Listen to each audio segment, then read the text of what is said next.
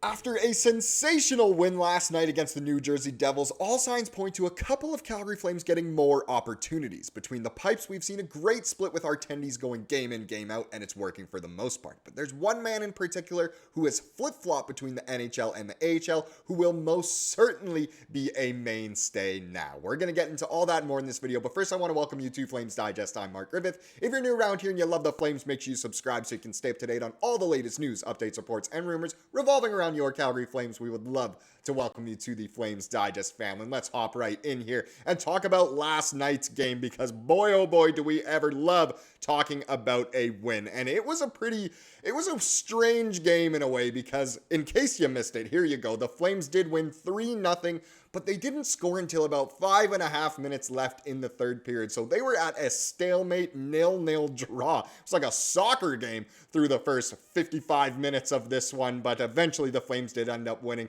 And it's so funny. I got to give credit to my dad here, because he texted me with about 10 minutes left in the third and said, "I've been to this game before." And while the first game he ever took me to was actually a 1-0 Devils win against the Flames in overtime, Martin Brodeur got the shutout that night. Patrick Elias got the OT winner. Obviously, that was way back in the day, but it was just funny to reminisce on the first Flames game I ever went to. Was very similar to this one, and again, all credit due to Papa Flames Digest there. But amazing 3-0 win here. We saw the Flames just clutch it up in the third period and get this win. A shutout against one of the hottest teams in the NHL as well. Just fantastic play there. If we take a look at the 3 stars, all very, very deserved. Dan Vladar was a brick wall between the pipes getting the shutout, of course. Blake Coleman, he gets 2nd star, and Jonathan Huberdeau also played very, very well, and there's a reason why those men are the 3 stars of the game. As if we get into the box score here, as you can see at the top,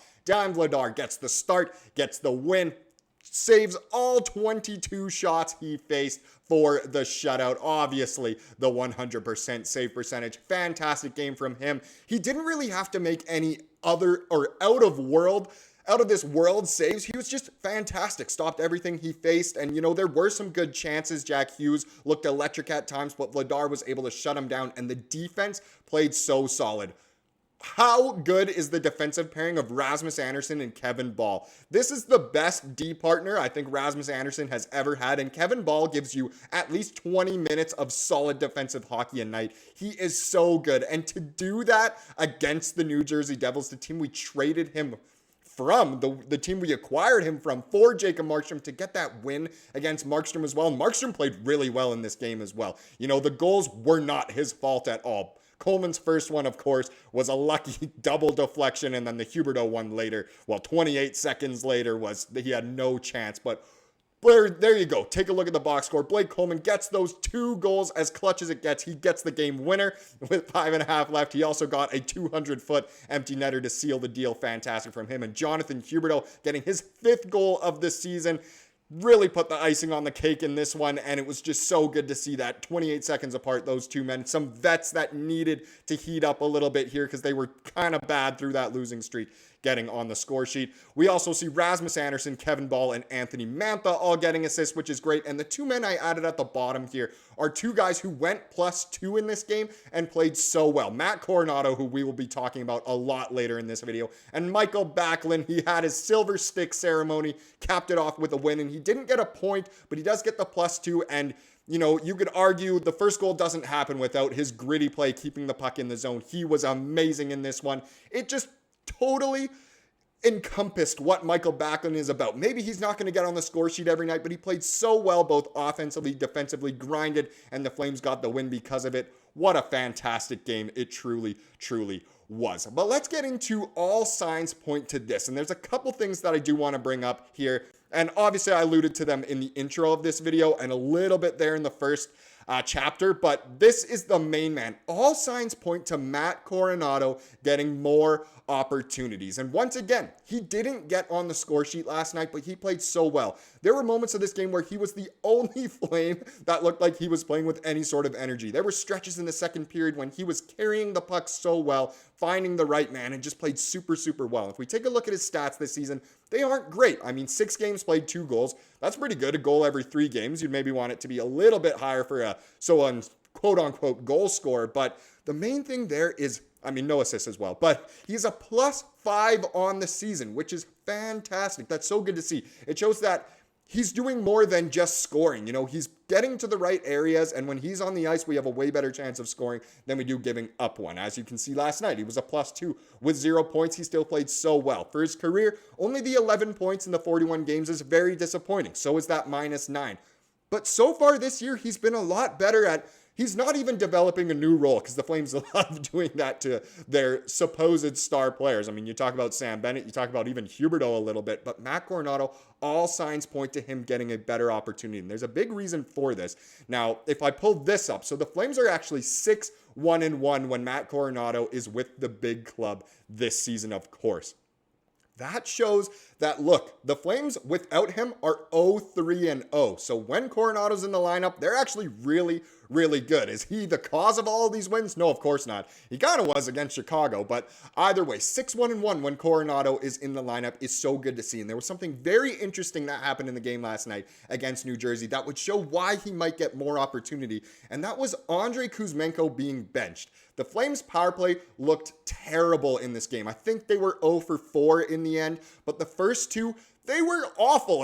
They couldn't get anything going. Kuzmenko ended up getting benched in this one, and I feel like that could give Coronato a better opportunity. Is Kuzmenko always going to be benched? No. Do we want Kuzmenko to be benched? No. We'd rather have him playing really well. But Coronato could see more opportunities here, both on the power play and just in terms of playing time. And if last night is a sign, then it points to Coronato getting better opportunities and hopefully meaning he develops more into the player that we really, really want him to be, which would be fantastic to see. He is winning over the hearts of all Flames fans if they weren't already won over. He's been great with the Wranglers. Now it's time to do it with the Flames. It's kind of another Dustin Wolf to Coronato scenario here. And it's the same thing we talked about in yesterday's video where Hanzik going down, just like Coronato going down last year, could provide a better opportunity for someone else like it did last year for Zary and Pospisil. Maybe this year is Coronato's year. All signs point to this. Now, the other man we need to talk about is, of course, the brick wall in net last night, Dan Vladar. Got this from the Flames Reddit, of course. What a pick that is. But it was almost a bit of a late Halloween once again with Dan Vladar. This is actually him dressed up as Darth Vladar, Darth Vader. This is actually from a few years ago now, but I just think it's hilarious to always bring this picture up. Him as Vladar, the dog as Grogu, it looks like Baby Yoda, and his wife looking like, I believe that's episode 2 Padme. But either way, it's so good that he was able to act not only as this villain shutting down the evil Devils, but also to just act as the #1 goalie in the entire NHL. So if we bring this up real quick, these are our goalie stats so far this year. So as we know, the Flames have flip-flopped every single start. So Vladar started game 1, then we saw Wolf, Vladar, Wolf, Vladar, Wolf, Vladar, Wolf, Vladar. And I think that's where we are now. So Vladar has played these 6 games to Wolf's 5.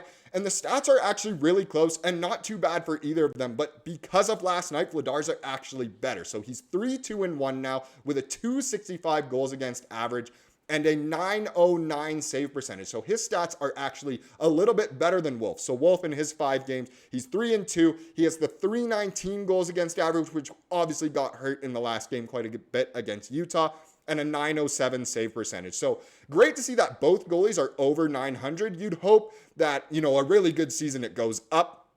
But honestly, that's not too bad. I'm not hating these numbers at all. The goals against average, obviously you want closer down, down towards 2 for a really good season, but 2.5 kind of what you're aiming for sort of thing. But still, not bad at all. So all signs kind of point to Vladar maybe getting a better opportunity here. I know they're going to continue to just, shake up the starts. One guy goes in, game out, which they should continue to do for sure. It gives them enough rest and enough playing time, of course. But Vladar, maybe as we get closer to the trade deadline, might get a better opportunity if he continues to play like this, because depending on where the Flames are as a team, again, they could be contending for the playoffs, in which case, of course, they'll keep Vladar. But if they're not so good, maybe they'll try and trade him, and maybe we'll see more of Vladar as, February, March do approach. We'll just have to wait and see. But again, all signs are pointing to maybe Coronato getting a better opportunity and maybe Vladar as well. We will just have to wait and see. Now let's wrap up this video with the comment of the day, as we love to do. And this one comes from yesterday's video, but it just goes in perfectly with, the upcoming game against the Devils and whatnot. And it comes from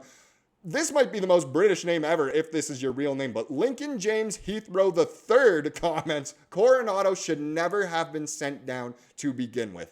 There you go. I mean, some people would agree, some people wouldn't. Some people think his stint with the Wranglers was actually really good. Some people think he should just get a better opportunity with the Flames. Either way, none of it hurts, but I mean, come on, he should get a better opportunity with the Flames. These Flames need to decide what Flames hockey is. I bash the Flames because they can be a better team, but I think they honestly don't care. They are guilty of giving up on plays, and excuses only go so far. So true. Obviously, that comment was extremely valid through the losing streak, but after a very solid win last night, especially defensively, I mean, things are looking up, and we'll just have to see how things go in the upcoming month of November. Thank you so much for watching this video. Please subscribe like we saw here today, and have a wonderful rest of your day.